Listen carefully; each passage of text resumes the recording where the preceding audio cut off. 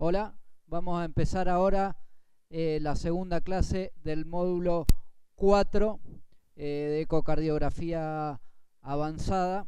En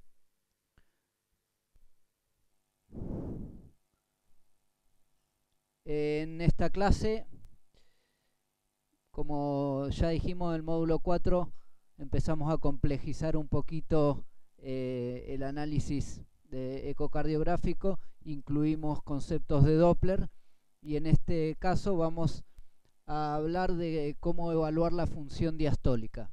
¿Sí? Para evaluar la función diastólica en el paciente crítico es importante más que nada para evaluar dos cosas. Una, si tiene presiones de llenado aumentadas o no, y otra, si tiene alteración de la función diastólica, porque si el paciente ese le damos líquidos en exageración puede terminar haciendo una insuficiencia cardíaca aún teniendo función conservada o también obviamente teniendo función deteriorada, ¿sí? Entonces lo que vamos a hablar en esta clase es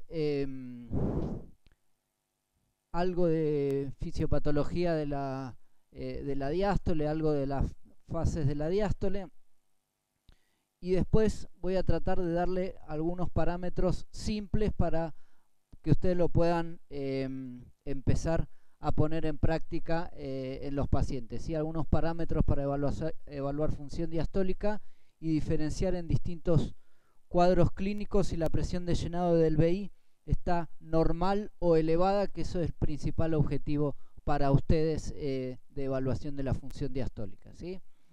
Vamos a hacer acá una breve repaso para que se acuerden las fases de la diástole, ¿sí? Si vemos la curva azul, es la curva de presión del ventrículo izquierdo, ¿sí? Vemos que el ventrículo izquierdo en el periodo de contracción isovolumétrica aumenta la presión. La curva roja, ¿sí? Es el volumen ventricular sin aumentar el volumen. En la fase eyectiva sigue aumentando la presión hasta llegar a un pico y después comienza a bajar, y el volumen en toda la fase eyectiva del VI se va disminuyendo. Y acá hay algo importante, muy importante en función diastólica, que es de lo que les quiero hablar, que es la fase de relajación isovolumétrica, es decir, cuando están ambas válvulas, tanto la aórtica como la mitral, cerradas, hay una fase en que el ventrículo se va relajando en forma activa, disminuyendo la presión. No solo pasa cuando ambas válvulas están cerradas, que sería ese periodo, sino cuando termina el periodo eyectivo, ya el ventrículo se empieza a relajar en forma activa. Y justamente es esto lo más importante en función diastólica, es decir, que lo más importante en la diástole es la relajación, que sigue siendo algo activo, ¿sí? Y lo vemos más fácil en esta curva. Perdón, vamos a repasar acá las fases de la diástole. Entonces dijimos que la primera fase es la fase de relajación isovolumétrica, que el ventrículo, después que se cierra la válvula aórtica, es decir, que deja de eyectar sangre, se sigue relajando y baja la presión con un volumen estable, y después sí comienza la fase de llenado ventricular con una fase de llenado rápida,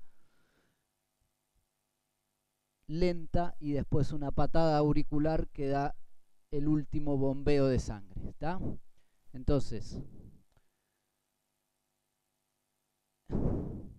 pasamos a esta imagen, que es una imagen que muestra la presión del ventrículo izquierdo en la fase de llenado, y vean que esta curva de acá, que termina en B, es la fase de relajación del ventrículo izquierdo.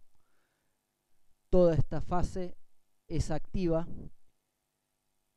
y el ventrículo se sigue relajando aún después que comienza a aumentar la presión por el llenado.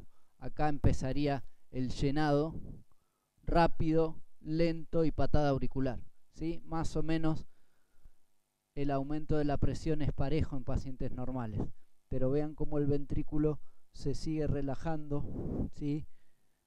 Incluso terminada la fase de llenado rápida, ¿sí? Entonces es algo que es muy importante en la diástole ventricular, ¿sí? Y acá en esta diapositiva lo que muestra son las dos, en esta diapositiva además divide a la diástole en un primer tercio que depende casi exclusivamente del llenado y en un segundo tercio de la relajación, y en un segundo tercio depende del llenado rápido y del llenado lento, ¿sí? Esto es dividido en tiempos, ¿sí? El tercio primero y los 2 tercios finales. Y esto es lo que pasa a fin de sístole, cuando la aurícula izquierda está llena de sangre, y en el primer tercio en pacientes normales. En el primer tercio que vimos antes, el ventrículo izquierdo se llena un 70%, es decir, que el 70% del llenado ventricular en pacientes normales depende de la fase de relajación, ¿tá? Y en pacientes anormales que tengan algo que altere la relajación, en el primer tercio se va a llenar solo el 30% del ventrículo, ¿sí? Y el resto, 70%, va a quedar para llenarse al final, ¿tá? Entonces va a tener un llenado más lento y a fin de la diástole va a tener tendencia a tener presiones de llenado más elevadas. ¿Está? Como conclusión de esto, de esta introducción, les quería decir que la fase de relajación activa es algo muy importante en la diástole, y habitualmente los pacientes que tienen deterioro de la función por esto sistólica también tienen deterioro de la función diastólica, principalmente porque tienen alterada la relajación. Entonces, como concepto que les quede, que los pacientes que tienen disfunción sistólica van a tener disfunción diastólica porque tienen alterado más que nada la relajación, ¿sí? Y un concepto más, que estos 2 tercios que quedan van a depender de la rigidez o distensibilidad ventricular, ¿sí? Que también es algo que se va deteriorando, por ejemplo, en pacientes hipertensos, en pacientes diabéticos, ¿sí? Todos estos 2 tercios finales dependen de la rigidez del ventrículo, ¿tá? Esto quería darle como breve introducción fisiopatológica de las fases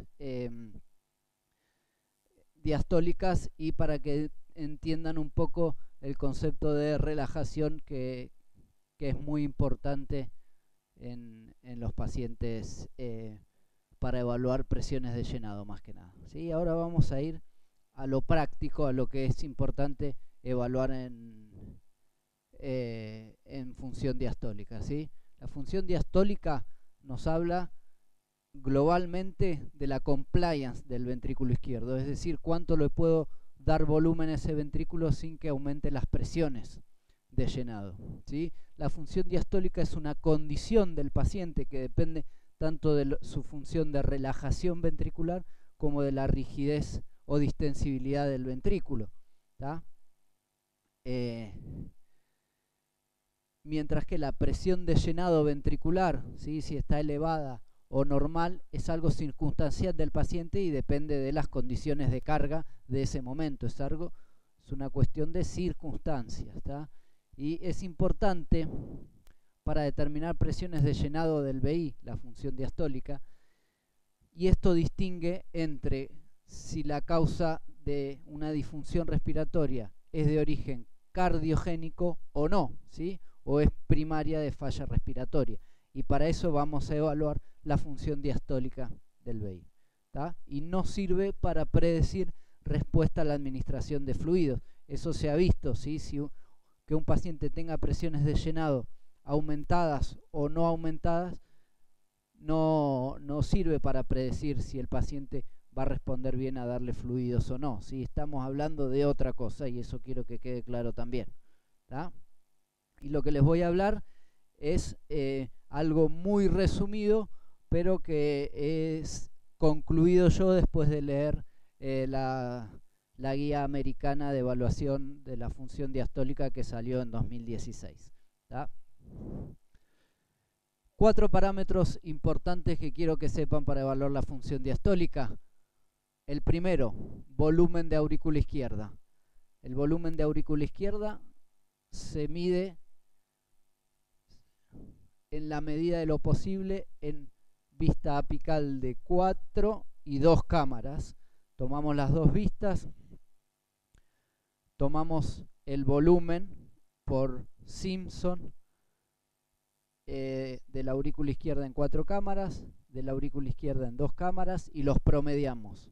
Ese promedio lo ajustamos a la superficie corporal y si es menor a 34 mililitros por metro cuadrado de superficie corporal es normal. ¿Tá? Después en la clase vamos a tratar de medir en el práctico el volumen en 4 y en 2 cámaras. ¿Sí? El volumen de aurícula izquierda es proporcional al grado de disfunción diastólica e indica cronicidad de la función diastólica. Es un predictor independiente de muerte, falla cardíaca sobre todo, fibrilación auricular y accidente cerebrovascular. Tiene falsos positivos en atletas bradicárdicos, ¿sí? Los que hacen más que nada mucho entrenamiento cardiovascular, se les dilata la aurícula como una respuesta al ejercicio, pero no quiere decir que eso sea patológico. Y en pacientes con presión de fin de diástole del VI elevada, la aurícula izquierda está dilatada. Eso que les quede como concepto. Siempre en medicina hay excepciones, pero la regla es esta. Con presión de fin de diástole del VI, la aurícula izquierda está dilatada. Y por eso es importante saber medir la aurícula izquierda. Inflow mitral, ¿sí? Doppler pulsado en 4 cámaras a nivel de los tips de apertura mitral, ponen el marcador, ahí le dan Doppler de vuelta y se ve esta inscripción. La primera inscripción es la onda E, después nada, la segunda inscripción la onda A. Esto sería la fase de llenado rápido, llenado lento, patada auricular o contracción auricular. ¿Tá? Y hay cuatro parámetros midiendo la onda E y la onda A. Se pueden distinguir 4 parámetros. Uno que es normal, que sería como este, puede ser normal o pseudo normal, y ahora vamos a ver cómo distinguirlo, en el cual la onda E es mayor que la onda A, pero la onda E no es el doble que la onda A, es decir, es menor que el doble de la onda A. ¿Tá? Esa es un patrón normal. ¿Sí? Un patrón de relajación prolongada en el que la E es menor que la A, y un patrón restrictivo en el cual la E es mayor a 2 veces la A. ¿Tá?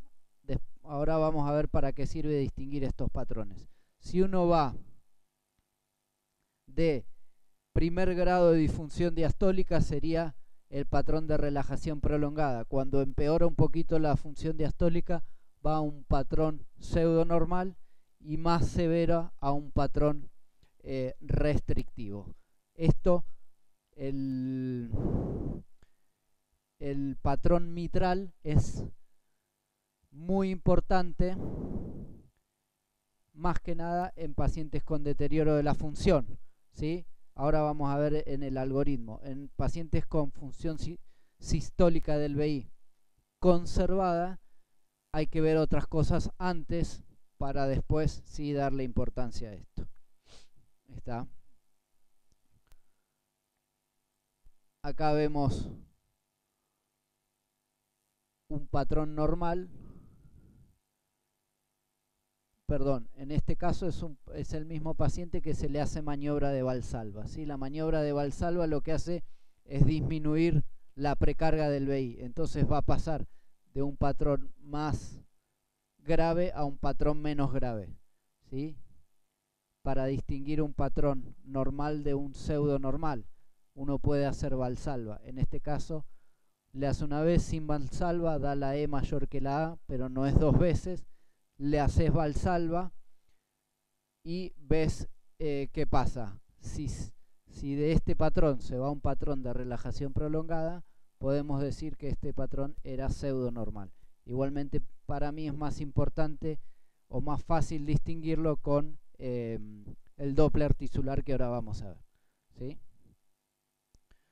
Entonces acá lo que dijimos, un patrón normal es con la E mayor que la A, el primer grado de disfunción diastólica o disfunción diastólica leve es la E menor que la A, el pseudo normal era similar al normal, ¿sí? Con la E mayor que la A, y el restrictivo en el que la E sobre A es mayor a 2 o la E es más del doble que la A.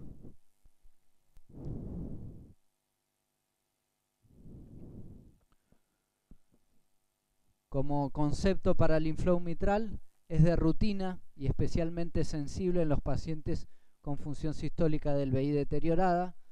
No es el parámetro más fidedigno en los pacientes con función sistólica del VI conservada. Yo a esto aclaro que antes de hacer inflow mitral en pacientes con función sistólica del VI conservada, hay que diagnosticar si realmente tienen disfunción diastólica, ¿tá? Pero ahora vamos a ver bien eso.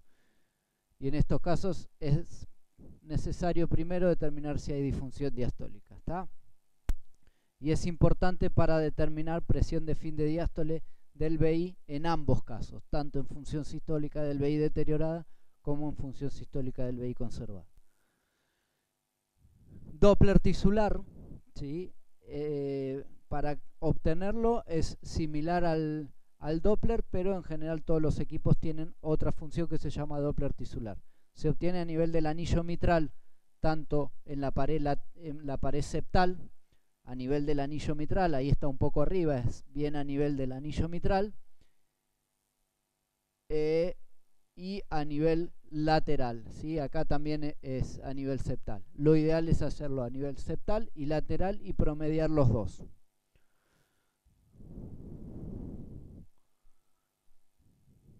¿Sí?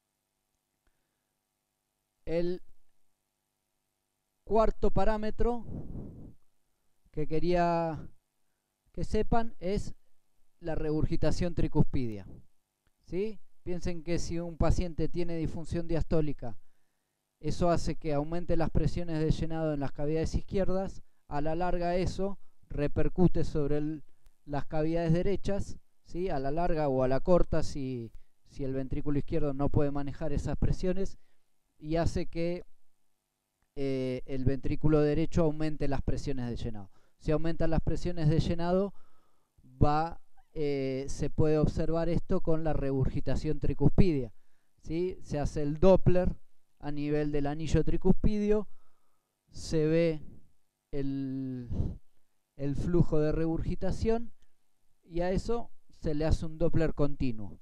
El Doppler continuo nos va a dar un espectro. En este caso vemos un espectro que tiene una velocidad pico de 3,5, ¿sí? Valor de corte hasta 2,8. Mayor a 2,8 habla de disfunción diastólica y de presiones de llenado aumentadas.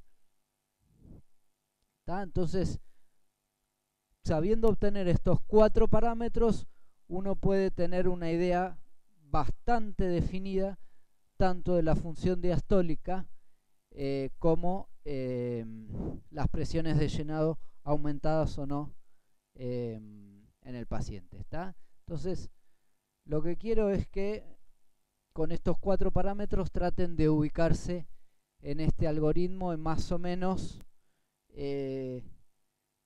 puedan acordarse o orientarse con este algoritmo, ¿sí? Arrancando, siempre para evaluar la función diastólica tenemos que saber cómo es la función sistólica de este paciente. Si arrancamos con una función sistólica conservada, primero tenemos que determinar si el paciente tiene disfunción diastólica, ¿sí? Porque si tiene la función sistólica del BI, puede tener o no puede tener disfunción diastólica. En cambio, si tiene deterioro de la fracción de eyección o de la función sistólica, ya sabemos que tiene disfunción diastólica y lo que tenemos que determinar es si tiene presiones de llenado aumentadas o no. ¿Está? Entonces, en un paciente con fracción de eyección conservada, vamos a determinar estas 4 cosas. Velocidad E, si tiene una prima ahí arriba, nos habla de Doppler tisular. Entonces, velocidad E' menor a 7 septal o menor a 10 lateral, o relación E mitral sobre la E tisular promedio de septal y lateral mayor a 14 o mayor a 15 septal o mayor a 13 lateral, o volumen de aurícula izquierda indexado mayor a 34, o velocidad pico mayor a 2,8, si de esas tengo menos de 2, no tiene disfunción diastólica. Es decir, tengo una sola de estas, listo, no tiene disfunción diastólica. Ahora, si tengo 2 de estas, tampoco, no puedo determinar, puede tener o no puede tener. Yo, en este caso, si tiene 2, lo pongo como indeterminado y no me arriesgo a decir tiene o no tiene. Y si tiene más de 2, ya sé que tiene disfunción diastólica y estamos en el mismo caso que los pacientes que tienen deterioro de la fracción de eyección. ¿Está? Entonces, busco estos 4 parámetros. ¿Tiene más de 2? Tiene disfunción diastólica. Ahora, lo que tengo que diagnosticar es si tiene presiones de llenado aumentadas o no. ¿Está? Entonces, lo mismo pasa con los pacientes que tienen fracción de eyección deteriorada. Y en este caso pasa a tomar importancia el inflow mitral, ¿sí? Entonces pasa a tomar importancia el inflow mitral para determinar presión de llenado del BI. Si el inflow mitral es relajación prolongada, que sería esto, esta columna, ya está. La disfunción diastólica es de grado 1 y tiene la presión de aurícula izquierda normal o presiones de llenado del BI normales, ¿sí? Presión de aurícula izquierda o presión de llenados ventriculares sería sinónimo. En cambio, si en el inflow mitral tengo un patrón restrictivo, ya está. Tiene disfunción diastólica de grado 3 con presiones de llenado elevadas. 2 cruces, es decir, muy elevadas. Si está en el medio, es decir, no tiene relajación prolongada, no tiene restrictivo, es decir, tiene un pseudo normal o casi pseudo normal, tengo que ir a revisar el resto de los parámetros. Volumen de aurícula izquierda, relación E' y velocidad de la IT. Si de estos 3 parámetros tiene uno solo, es de grado 1 con presión normal. Si de estos 3 parámetros 2 o 3 son anormales, tiene grado 2 y la presión del BI, de llenado del BI o la presión de aurícula izquierda está elevada 1 cruz, menos que en este. ¿Está? Entonces, con este algoritmo le sirve para determinar tanto en fracción de eyección conservada como en fracción de eyección deteriorada. Esta clase le voy a decir a David que la suba, así tienen este algoritmo y lo pueden recordar bien y lo pueden tener en hoja, ¿sí? Otra cosa que nos ayuda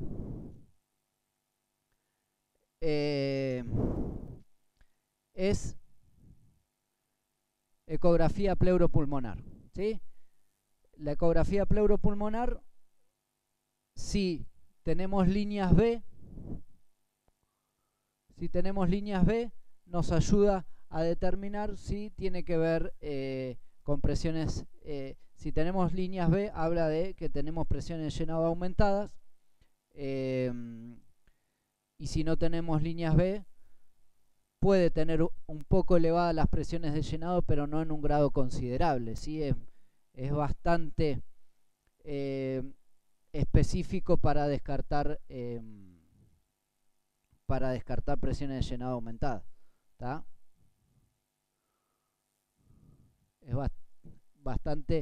Es muy específico para diagnosticar presiones de llenado aumentadas y no es tan sensible para descartar. Eso es lo que quería decir, ¿sí? En este caso lo que muestro son dos patrones distintos, pero acá poniendo el traductor en la zona más declive, cuando tiene una pleura que no es del todo lineal, ¿sí? Tiene así alguna aspereza, suele tratarse más de algo primario del pulmón, y cuando se ve una línea, un sliding pleural bien lineal, ¿sí? Y de ahí para abajo todas estas líneas B así, sí habla de presiones de llenado aumentadas, en este caso relacionada con edema agudo de pulmón, pero puede no llegar al edema agudo de pulmón y aún verse un patrón de tipo B. Entonces el ecopleuropulmonar es algo que ayuda en el diagnóstico de presiones de llenado aumentadas, ¿tá? Bueno, creo que acá ya terminamos en la clase. Espérame un poquito.